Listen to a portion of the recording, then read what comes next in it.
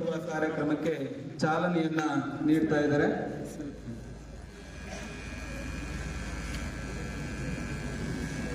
ವಿದ್ಯೆ ವಿನಯವನ್ನು ಕೊಡುತ್ತದೆ. ಶಿಕ್ಷಣ ತಕ್ಷಣ ದೊರೆಯುವುದಿಲ್ಲ, ಪರಿಶ್ರಮವೇ ಮಾರ್ಗ ಎಂಬ ಶ್ಲಾಘನೀಯವಾದದ್ದು. ಈ ಕಾರ್ಯಕ್ರಮ ಇಷ್ಟು ಅಭೂತಪೂರ್ವವಾಗಿ ನಡೆಯೋದಕ್ಕೆ ಕಾರಣೀಭೂತರಾದಂತಹ ಎಲ್ಲ ಆಡಳಿತ ವರ್ಗವನ್ನ ಹಾಗೂ ಬೋಧಕ ವೃಂದವನ್ನ ಜೊತೆಗೆ ಶಿಕ್ಷಣ ಸಂಸ್ಥೆಯ ಎಲ್ಲ ವಿದ್ಯಾರ್ಥಿಗಳಿಗೆ ನಾನು ಅಭಿನಂದನೆಯನ್ನು ಸಲ್ಲಿಸಿ, ವಿಶೇಷವಾಗಿ ಇಂತಹ ಅಭೂತಪೂರ್ವವಾದಂತಹ ಕಾರ್ಯಕ್ರಮದಲ್ಲಿ ನನ್ನ ಬೇಕು, ಶಿಕ್ಷಣದಲ್ಲಿ ಬದಲಾವಣೆ ಆಗಬೇಕು, ಪರೀಕ್ಷಾ ಪದ್ಧತಿಯಲ್ಲಿ ಸಾಕಷ್ಟು ಬದಲಾವಣೆ ಆಗಬೇಕು. ಮತ್ತು 35 ಅಂಕಕ್ಕೆ ಪರೀಕ್ಷೆ ಬರೀತಾ ಇದ್ದು ಈ ತರ ಯಾವುದೇ ಅಂಕಗಳಿಲ್ಲ, ಪರೀಕ್ಷೆಯಿಂದ ಅಂಕ ಗಳಿಸಬೇಕಿತ್ತು. ಈಗಾಗಲೇ 20 ಅಂಕಕ್ಕೆ ಆಂತರಿಕ ಅಂಕ, 80 ಅಂಕಕ್ಕೆ ಪರೀಕ್ಷೆ. ಮತ್ತು ಪರೀಕ್ಷೆನೇ ಎಲ್ಲವಕ್ಕೂ ಮಾನದಂಡ ಆಗ್ತಾ ಇತ್ತು, ಪರೀಕ್ಷೆ ಅಂಕನ ಪ್ರತಿಯೊಂದಕ್ಕೂ ಮಾನದಂಡ ಆಗ್ತಾ ಇತ್ತು. ಈಗ ಪರೀಕ್ಷೆ ಅಂಕದ ಜೊತೆಗೆ ಬೇರೆ ಸ್ಪರ್ಧಾತ್ಮಕ ಪರೀಕ್ಷೆಗಳು ಮಾನದಂಡ ಆಗ್ತಾ ಇದೆ. ಹಾಗಾಗಿ ಈ ಪರೀಕ್ಷಾ ಪದ್ಧತಿಯಲ್ಲಿ ಬದಲಾವಣೆ ಆಗಿದೆ.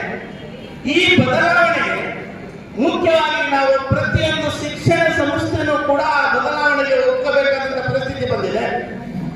ಆ ಮಕ್ಕಳು ಕೂಡ ಒಂದು ಶಿಕ್ಷಣ ವ್ಯವಸ್ಥೆಗಳೆಲ್ಲರೂ ಕೂಡ ಸರಿ ಹೊಂದಬೇಕು.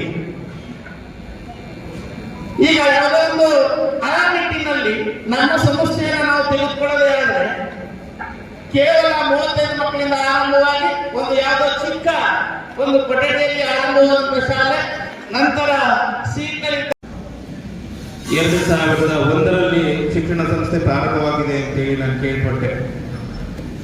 ಜೊತೆಗೆ 2006ರಿಂದಲೂ ಸಹ ಈ ಶಿಕ್ಷಣ ಸಂಸ್ಥೆಯ ಬಗ್ಗೆ ನನಗೆ ತಳಮಟ್ಟದಿಂದಲೂ ನನಗೆ ಅರಿವಿದೆ.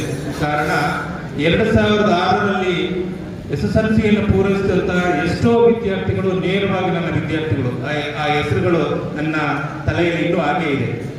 ಜಾಹ್ನವಿ, ಪ್ರಮೀಳಾ, ಧನಂಜಯ್, ಹೀಗೆ ಅನೇಕ ವಿದ್ಯಾರ್ಥಿಗಳು ನಮ್ಮ ನೇರ ವಿದ್ಯಾರ್ಥಿಗಳಾಗಿರೋದ್ರಿಂದ ಶಿಕ್ಷಣ ಸಂಸ್ಥೆಯ ಬಗ್ಗೆ ನಮಗೆ ತಳಮಟ್ಟದ ಒಂದು ವಿಚಾರಧಾರೆ ನಮಗೆ ಗೊತ್ತಿದೆ. ಅದರಲ್ಲೂ 1600ಕ್ಕೂ ಹೆಚ್ಚು ವಿದ್ಯಾರ್ಥಿಗಳು ಹೋಬಳಿ ಮಟ್ಟದ ಶಿಕ್ಷಣ ಸಂಸ್ಥೆಯಲ್ಲಿ ಕಲಿತಾ ಇರುವಂತಹದ್ದು ಅಂತ ಅಂದ್ರೆ ಪ್ರಾಯಶಃ ನನಗೆ ಇದೊಂದು ರೀತಿ ತಾಲೂಕು ಮಟ್ಟದ ಅಥವಾ ಜಿಲ್ಲಾ ಮಟ್ಟದಲ್ಲಿ ಈ ಪ್ರಮಾಣದ ವಿದ್ಯಾರ್ಥಿಗಳನ್ನ ನೋಡೋದು ನನಗೆ ಕಷ್ಟ ಆಗ್ಬೋದು ಅಂತ ಅನ್ಕೊಳ್ತೀನಿ. ಹಾಗಾಗಿ ಇಷ್ಟು ಪ್ರಮಾಣದ ವಿದ್ಯಾರ್ಥಿಗಳು ಈ ಸಂಸ್ಥೆಯಲ್ಲಿ ಪ್ರವೇಶಾತಿಯನ್ನು ಪಡ್ಕೊಳ್ತಾ ಇದ್ದಾರೆ ಅಂದ್ರೆ ಅರ್ಥ ಇಲ್ಲಿ ಮೌಲ್ಯಯುತವಾದಂತಹ ಶಿಕ್ಷಣ ಸಿಗ್ತಾ ಇದೆ ಅಂತ ಹೇಳಿ.